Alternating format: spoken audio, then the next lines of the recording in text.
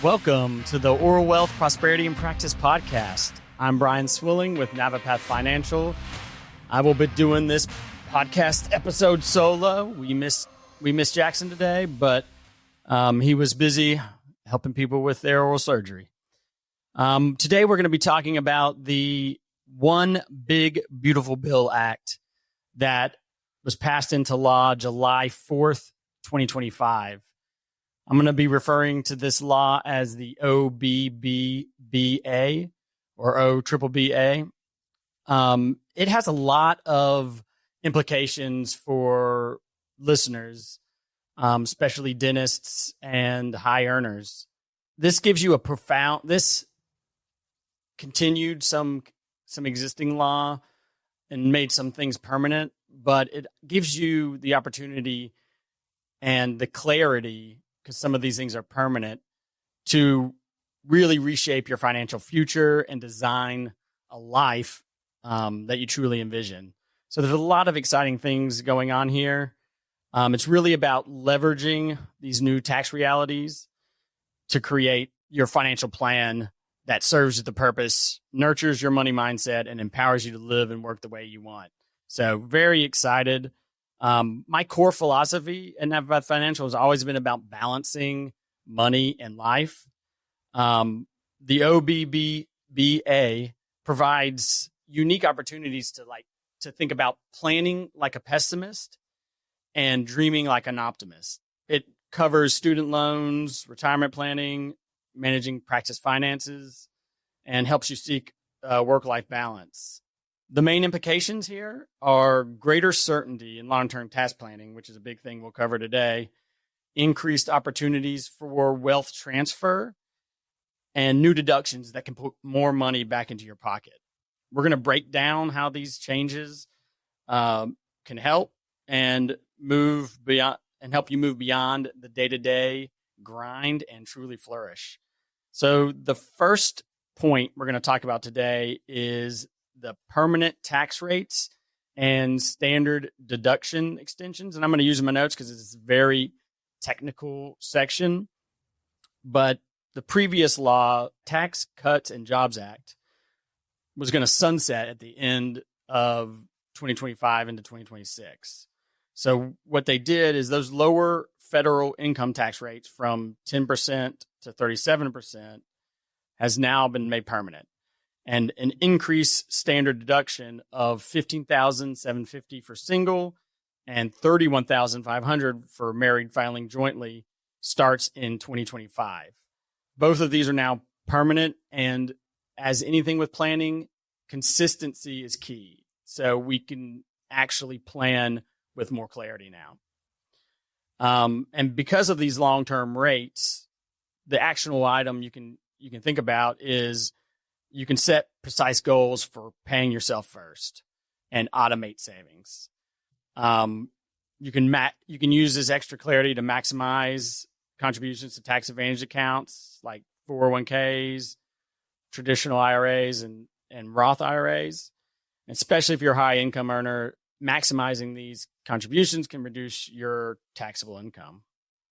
An example, a married couple confident in their lower tax bracket can now increase automated monthly savings and decide to kind of split their allocation towards Roth and traditional to take advantage of these historically low tax brackets.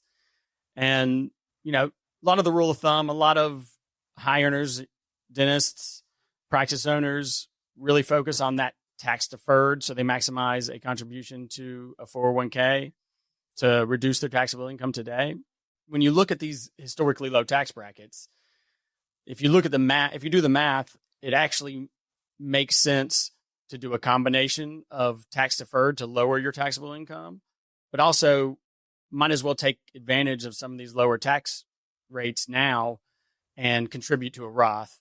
We don't know where future tax rates will be, but if I had to guess, given where the government is, these tax rates are permanent now.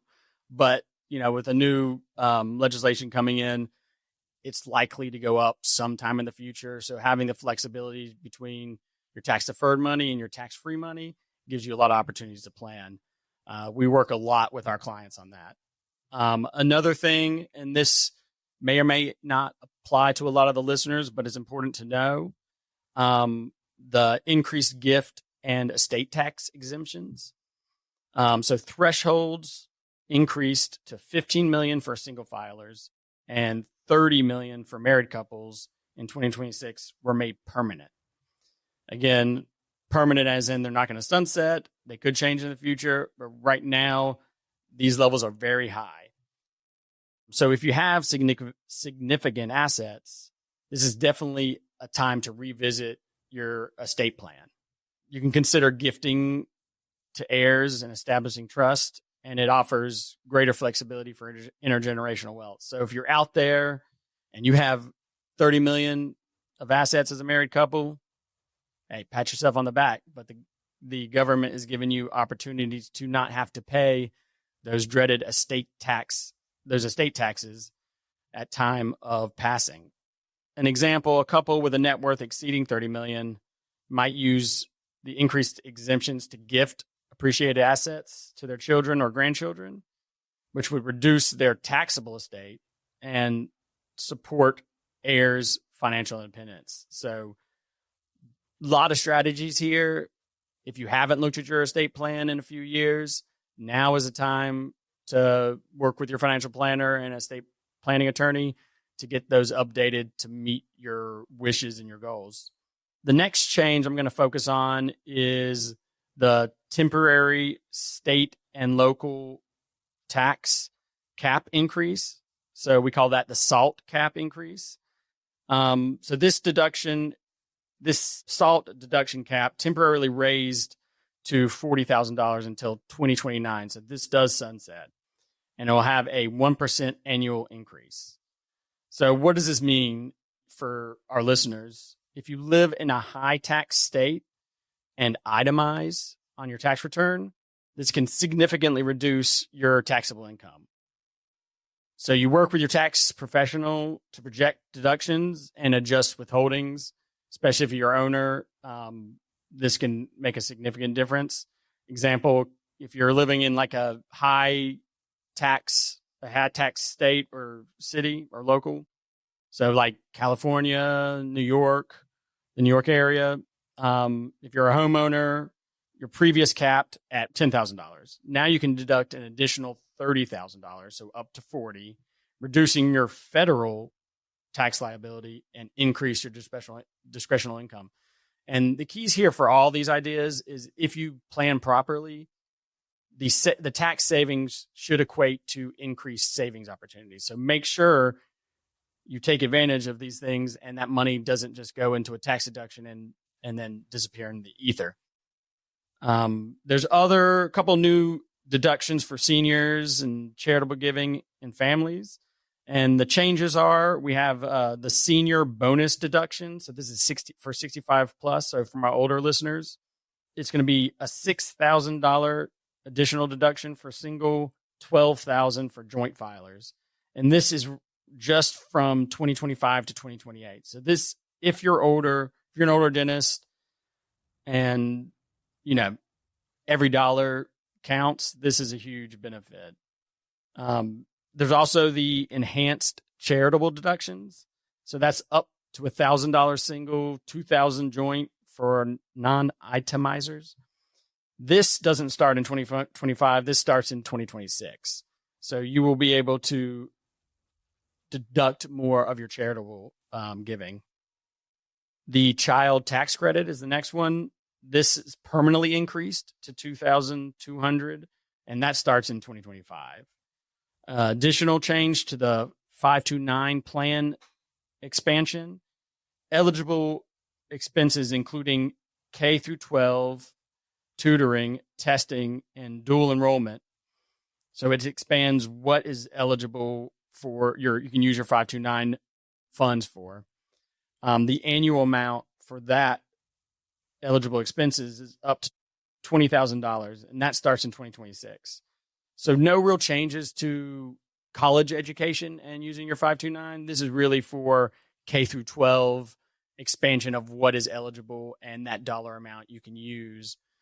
So if you're a grandparent and have excess 529 funds for grandkids, if you want to change the beneficiary of a plan because one child didn't need it and you have younger children in private school or needing extra help, this really does help. A couple actionable items. You want to factor your senior bonus into your retirement income and adjust spending or withdrawals from your investment accounts. You can plan charitable giving to maximize that deduction.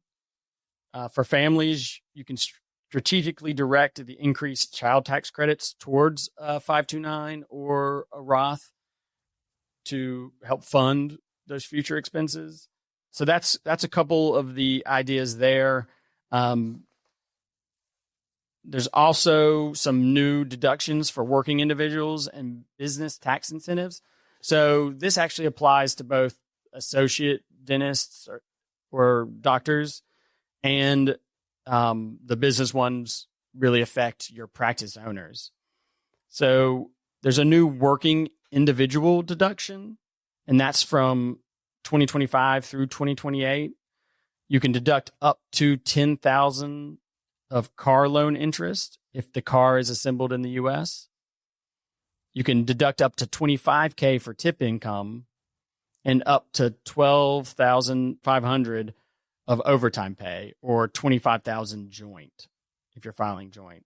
So there's additional savings for those non-owners, which is really helpful for the individuals because they don't have a lot of deductions. The tax law gives them very little flexibility in tax mitigation. Now moving on to the business incentives, they reintroduce the 100% bonus depreciation, increases Section 179 expensing limits so you can deduct more, depreciate more, and it's made permanent, which is really good for myself and any pass-through entities. The permanent 20% qualified business income deduction. This is Section 199A. This is a huge planning opportunity for any owners, myself and all my practice owners. We could have a whole episode on strategies there. Less important for a lot of listeners, but there is an increased qualified small business stock gain exclusion.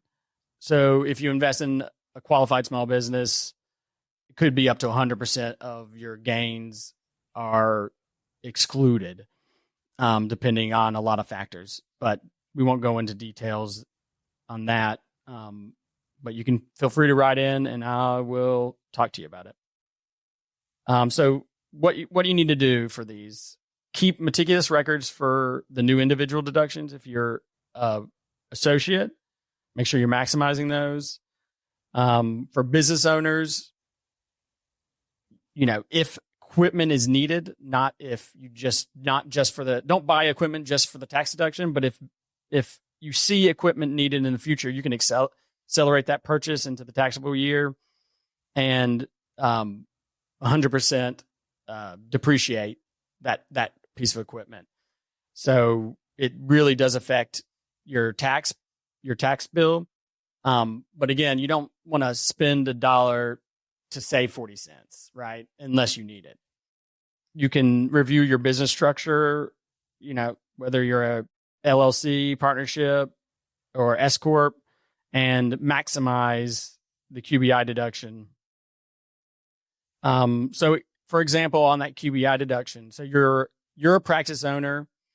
Let's say if you're a practice owner, any healthcare field, QBI applies to you, but it does phase out.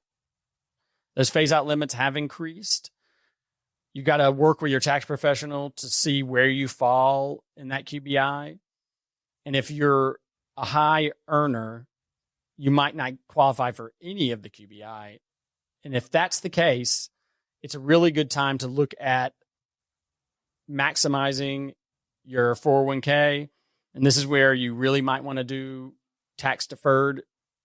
So like a traditional 401k. And then that might not get you down into the QBI threshold. So you might want to add in a profit sharing, right? Assuming you have the excess cash flow. And if that still doesn't get you there, you can, and you're, especially if you're closer to retirement, say, 45 to 50 range, working towards retirement, you can add in a cash balance pension plan, which we won't go into detail here, but you can get hundreds of thousands of dollars into a plan each year, which can significantly decrease your taxable income and get you that additional 20% tax deduction. So you get to move your money from your right pocket, which is taxable, to your left pocket, which is not taxable. And then you get additional 20% bonus for saving for yourself. So it really is a no-brainer. It really depends on cash flow. So a lot of detail here. And in future episodes, actually next episode, Dr. Jackson Sadler will return and we'll talk together about the changes that this bill made to student loans and Pell Grants. So very exciting stuff happening there. If you don't want, financial uncertainty to hinder your ability to live your ideal life, you need to understand these changes and integrate them into your financial plan. While the OBBBA offers clarity, it also signals the sunsetting of some other things like clean energy and tax credits. There's also introduced the creation of Trump accounts, which is a type of IRA that can be funded at a young age. I've looked into these. I still prefer a custodial Roth over these, but it is an additional opportunity. Again, I talked about the changes to the loan repayment plans and the Pell Grant expansion and aim at workforce training programs. So this really impacts individuals seeking education and career advancement. So we'll talk about that more next episode. So again, understand these topics, implement them into your plan. If you're working with a financial professional, make sure they understand them and they are working them into your plan. If you don't have somebody you can talk to, feel free to reach out. There's a lot of opportunity.